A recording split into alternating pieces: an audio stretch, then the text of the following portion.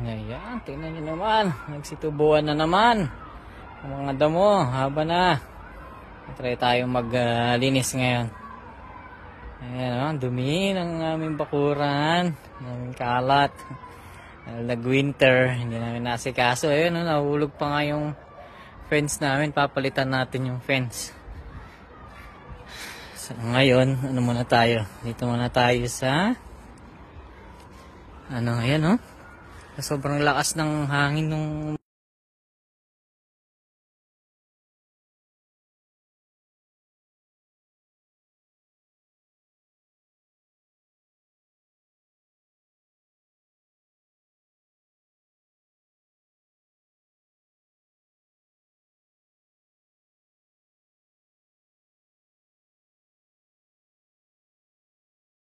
yun na nga guys, katapos ko lang mag-mower. Ito yan, ang kinalabasan.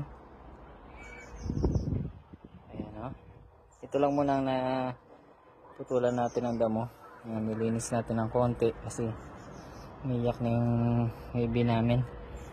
Need kong help, tulungan si Mrs. sa loob.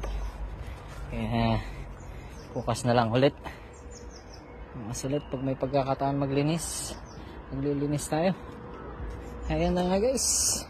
See you on more updates kung paano bang gagawin.